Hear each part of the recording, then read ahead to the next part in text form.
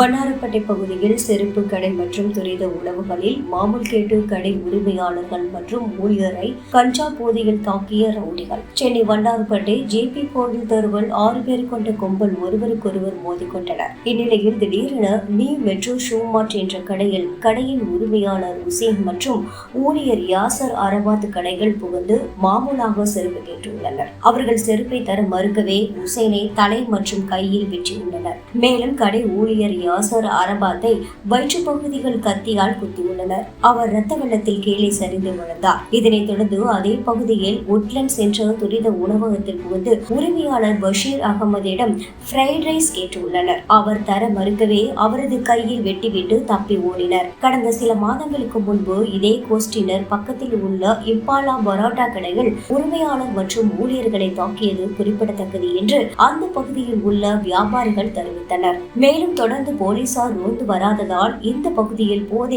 ஆசாமிகள் பொதுமக்கள் மற்றும் வியாபாரிகளை அச்சுறுத்தி வருவது அதிகரித்து வருவதாக பொதுமக்கள் குற்றம் சாட்டுகின்றனர். மேலும் ரவுடிகள் கத்தியில் காட்டி சரமாரியாக தாக்கும் வீடியோ சிசிடிவி காட்சிகள் வெளியாகி அனைவரையும் பதவதைக்க வைக்கப்பட்டுள்ளது. மேலும் வெட்டப்பட்ட அனைவரும் அரசு ஸ்டாலினி மருத்துவமனைகள் சிகிச்சைக்காக சேர்க்கப்பட்டுள்ளனர். இது தொடர்பாக தண்டையார்பேட்டை போலீசார் வழக்கு பதிவு செய்து சிசிடிவி காட்சிகளின் அடிப்படையில் வியாபாரிகளை வெட்டிய ரவுடிகளை தேடி வருகின்றனர்.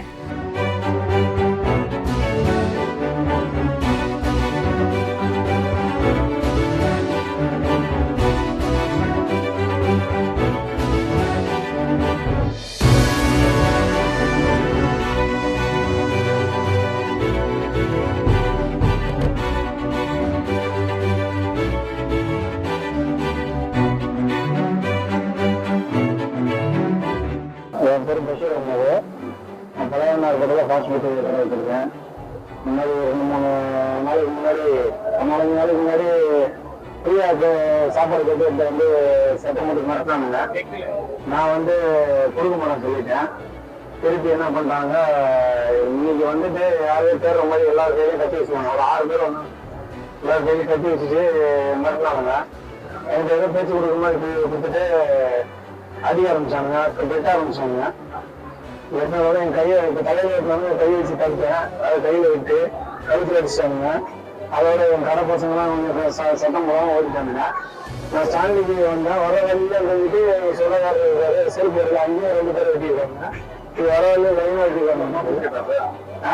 ஆமாம், மாமூலுன்னா சாப்பாடு அந்த மாதிரி என்ன மாமூலாக கேட்டால் சாப்பாடு அந்த மாதிரி எல்லாமே கேட்குறாங்க. அந்த போய் மாமூலாக அங்கே சேர்த்து இருக்கானுங்க. அங்கே ஒருத்தர் குத்திட்டானுங்க, ஒருத்தர் வெட்டிட்டானுங்க மண்டியில். அவருக்கு ஆப்ரேஷன் நடந்துட்டு இருக்கு. முதலாள குத்திருக்கானுங்க. ஒருத்தர் தலையில் வெட்டிருக்காங்க. நான் வெளியே வந்துட்டனால நான் தப்பிச்சிட்டேன் கடையை விட்டு. ஏன்னா எனக்கும் மண்டியில் தான் வெட்டிருப்பானுங்க. எங்களுக்கு விழுந்துருக்கோம். கடை பசங்க கொஞ்சம் சட்டம் போடவும் ஓடிட்டானுங்க. கரெக்டாக இல்லைன்னா எனக்கும் பெருசாக விட்டுருக்கும். எங்களுக்கு கையில் வெட்டோட கழுத்தில் அடி முடியல. எல்லாம் வந்து கஞ்சா போய் தான் இருந்தாங்க. எல்லாமே வயசு வயசாங்க, 19 வயசுக்கு தான் இருக்கும் அவங்களுக்கு. எல்லா பசங்க தான் எல்லாம் கஞ்சா போய் தான் இருந்தாங்க. சாப்பாட்டு கடையில் ஆமாம், அது பக்கத்தில் இம்பாலா பொட்டா கடை இருந்தது. அங்கேயே அந்த மாதிரி பண்ணிக்கிற இருந்தது. அது பிடிச்சிட்டான்னு சொல்லி போட்டேன். அது அவங்களாம் தெரியல. ஆனால் இவங்க யாருமே கடைக்கு மட்டும் வந்துட்டேன். ஆமா, சாப்பாடு கட்டுவேன். இப்போ ஃபோன் போட்டு கொடுத்து பேசியிருக்காங்க. கொடுத்தனுப்புன்னு சொல்லியிருக்கேன். நான் தரமாக சொல்லி அனுப்பிடுவேன். அந்த கோபத்தில் இன்னைக்கு வந்து அவர் கடையிலையும் போட்டிருக்காங்க, என் கடையிலையும் பண்ணியிருக்காங்க.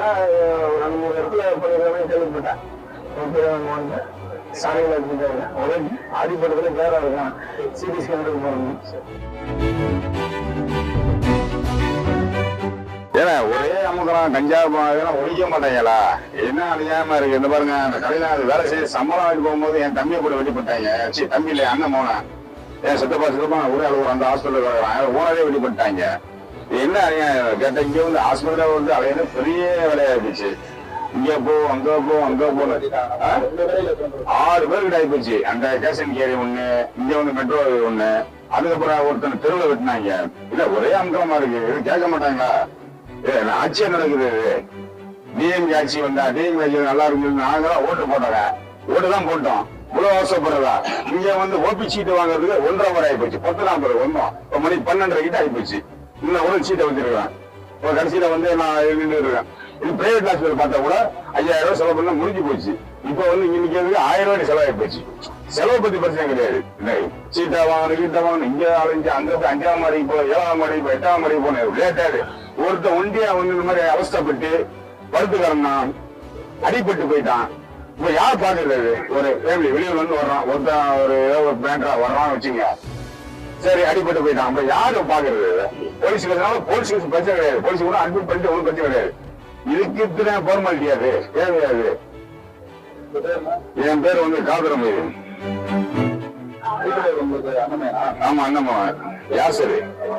பிளேடு வாங்கணும். பிளேடு வாங்க நேரத்தை எங்க போய் பிளேடு வாங்குறது? இப்ப போய் அலைஞ்சி பிச்சைக்கார மறுப்பு பிளேடு வாங்கி கொடுக்கணும். ஆபரேஷன் பண்ணுமா இதை எடுத்து அதை எடுத்துங்க. சரி ஒன்றும் பிரச்சனை கிடையாது. பிளேடு கூட கிடைக்காம இருக்கும். செய்திகளை உண்மைத்தன்மையுடன் உடனுக்குடன் தெரிந்து கொள்ள தி கிரேட் இந்தியா நியூஸ் சேனலுக்கு சப்ஸ்கிரைப் செய்து எங்களுடன் இணைந்திருங்கள் எப்போதும்.